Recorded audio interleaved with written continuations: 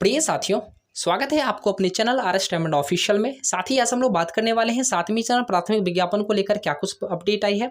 साथ में बात करेंगे एक लेटर बेगूसराय पदाधिकारी के माध्यम से जारी की गई थी जिसमें जो है बीएड और डीएलएड के फर्स्ट ईयर को लेकर के बहुत ज़्यादा जो है घमासान मचा हुआ था। लगातार शिक्षक अभ्यर्थियों का कमेंट सेक्शन में बहुत सारे कमेंट भी हमें देखने को मिलता है। फाइनली मैंने सोचा है जो लेटेस्ट वीडियो मैंने आपके साथ साझा किया था उसमें मैंने आपको स्पष्ट कर दिया था इस लेटर में क्या कुछ है। आज डिस्कशन करेंगे कि बहुत सारी कॉल्स और मैसेजेस भी आ रहे थे, इस पर क्या कुछ अपडेट आई है। उसके साथ हम लोग और न्यू एजुकेशन पॉलिसी को लेकर के शिक्षा विभाग किस प्रकार से तत्परता के साथ काम कर रही है और क्या कुछ बदलाव होने वाला है न्यू एजुकेशन पॉलिसी में और क्या लागू होने वाली है, इसको लेकर भी बात करेंगे। साथ ही बात करेंगे आज इंटरमीडिएट का रिजल्ट को लेकर के कितने बजे जारी हो जाएगी और अभ्यर्थियों को विद्यार्थियों को कितने ज़्यादा बेनिफिट मिलने वाली है, इस पर भी बात करेंगे। साथ ही बात करेंगे एसटीटी 19 उत्तीर्ण अभ्यर्थी के बारे में और सीटेट और बीटेट उत्तीर्ण अभ्यर्थियों के बारे में भी बात करेंगे। तो सबसे पहले साथ ही हम लोग बात कर लेते हैं 1 अप्रैल से लागू हो जाएगी नई शिक्षा नीति, इस प्रकार की अपडेट आ रही है। अर्थात शिक्षा विभाग अलर्ट है, बिल्कुल अलर्ट है न्यू एजुकेशन पॉलिसी को लेकर के और ये चाहता है जितने सारे स्टेटमेंट न्यू एजुकेशन पॉलिसी में है, नई शिक्षा नीति में है, इनको लागू कर दी जाए और 1 अप्रैल से यह पूर्णतः लागू हो जाएगी। इसको लेकर के नई शिक्षा नीति से स्नातक व स्नातकोत्तर कोर्स की पढ़ाई काफी अंदर आएगा और इसको लेकर के जितने सारे स्टेटमेंट है न्यू एजुकेशन पॉलिसी में सभी को 1 अप्रैल से लागू करने की बात कही जा रही है। ऐसे में एक और बहुत बड़ी खबर है आज के लिए कि आज जारी हो जाएगा इंटरमीडिएट का रिजल्ट। अर्थात इंटरमीडिएट में जो भी अभ्यर्थी जो भी विद्यार्थी साइंस स्ट्रीम से हो या कॉमर्स स्ट्रीम से हो या आर्ट्स स्ट्रीम से हो, आज आपका रिजल्ट जारी हो जाएगा। इसको लेकर के ऑफिशियल घोषणा भी की जा चुकी है। ऑफिशियल घोषणा है कि श्री अनंत किशोर जो अध्यक्ष हैं वर्तमान में बिहार विद्यालय परीक्षा समिति के, इनके द्वारा बताया गया है कि श्री विजय कुमार चौधरी जो वर्तमान में माननीय मंत्री है, माननीय शिक्षा मंत्री है बिहार शिक्षा विभाग के, और इनके द्वारा अपडेट की गई है कि 16 मार्च 2022 को अपराह्न 3 बजे, जी हाँ साथी 16 मार्च अर्थात आज के दिन अपराह्न 3 बजे इंटरमीडिएट का वार्षिक परीक्षा 2022 का परीक्षा फल को जारी कर दिया जाएगा। ये बहुत बड़ी अपडेट है उन सभी अभ्यर्थियों के लिए, उन सभी विद्यार्थियों के लिए जो लंबे समय से इंटर के रिजल्ट को लेकर के परेशान थे, उनके लिए आज जो है रिजल्ट जारी हो जाएगी। और इस मौके पर जो है संजय कुमार सर अपर मुख्य सचिव शिक्षा विभाग के हैं, यह भी उपस्थित रहेंगे और ये बहुत बड़ी खबर है सभी विद्यार्थियों के लिए। वहीं पर साथ ही आज हम लोग बात कर लेते हैं कि 7वें चरण प्राथमिक विज्ञापन को लेकर के क्या कुछ अपडेट आई है। उससे पहले बात करेंगे कि एक लेटर जो बेगूसराय ऑफिशियल अपडेट जो आई थी, बेगूसराय डीओ ऑफिस के माध्यम से अपडेट आई थी कि जो भी अभ्यर्थी बीएड या डीएलएड में फर्स्ट ईयर में ही सीटेट को क्वालिफाई कर जाते हैं उनको जो है अयोग्य घोषित कर दिया जाएगा, यानी उन्होंने इनवैलिड घोषित किया है और इसको लेकर के बहुत सारे अभ्यर्थी लगातार परेशान हैं और संशय की स्थिति में है। तो चलिए हम लोग आरंभ करते हैं वीडियो को। इससे पहले एक छोटा सा रिक्वेस्ट होगा, अगर आप चैनल पर नए हैं या फर्स्ट टाइम विजिट कर रहे हैं तो चैनल को जरूर सब्सक्राइब कर लेंगे, साथ में बेल आइकन को भी प्रेस कर लेंगे ताकि आपको समय समय पर शिक्षा विभाग और शिक्षक बहाली से संबंधित अपडेट आपको मिलती रहे।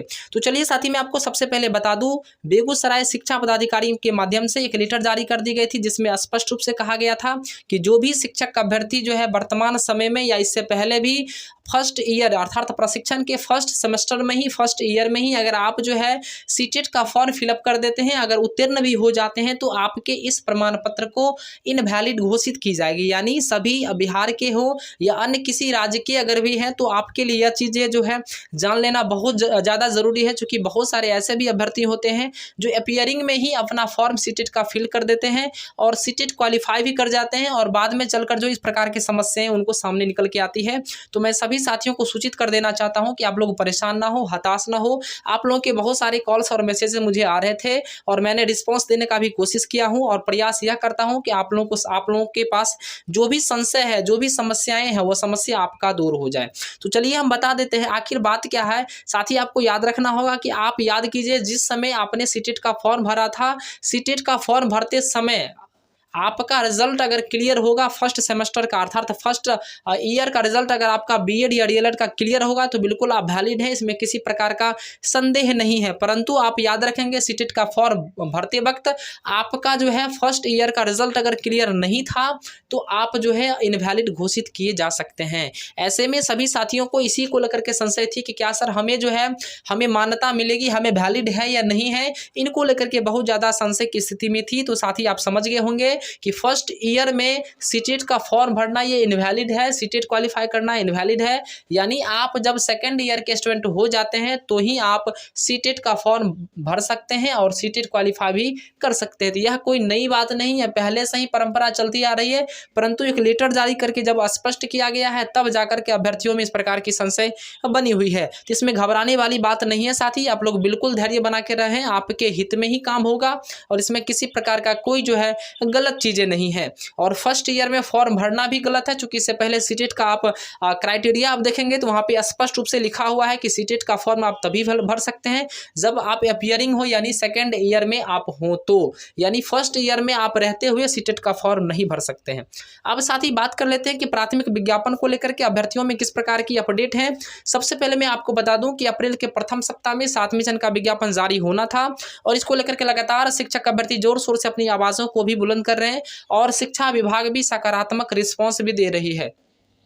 परंतु साथ ही मैं बता दूं आचार संहिता और कुछ और अन्य कारणों की वजह से जो है थोड़ी सी विलंब की स्थिति बनने की बातें हैं, परंतु जो है विलंब की स्थिति नहीं बनेगी। और जहां तक आपका सवाल है कि मध्य अप्रैल में, जी हाँ साथी, मध्य अप्रैल में आपको 7वें चरण का विज्ञापन जारी होने की पूर्ण उम्मीद लगाई जा रही है। अब देख लीजिए मध्य अप्रैल में, नहीं तो अंत तक जो है आपकी 7वें चरण का विज्ञापन जारी हो जाएगा। अब साथ ही हम लोग बात कर लेते हैं कि सीटों की संख्या कितनी रहेगी 7वें चरण प्राथमिक विज्ञापन में। तो सीटों की संख्या को लेकर के अभ्यर्थी पहले से भी बहुत ज्यादा जागरूक है और जिस प्रकार से संजय कुमार सर का बयान आया था कि 80 से 90 हज़ार के बीच में प्राथमिक विज्ञापन अर्थात 1 to 8 का जो है नोटिफिकेशन में सीटों की संख्या रहने वाली है।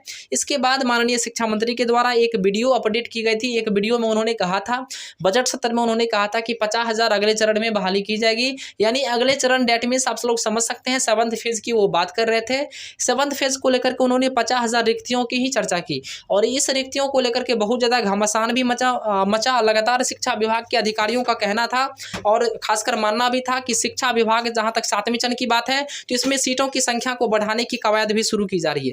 इसलिए अभ्यर्थियों को घबराने की बात नहीं है, आपके लिए पॉजिटिव अपडेट ही है। आपके लिए सीटों की संख्या कम से कम 80 से 90 के बीच में आनी ही आनी है, इसलिए धैर्य बना के रखें और जल्द से जल्द आपके साथ मैं एक अच्छी खबर को लेकर के भी सामने आऊंगा। तब तक के लिए धन्यवाद। देखते रहिए RS Diamond ऑफिशियल को। जय हिंद, अजय भारत।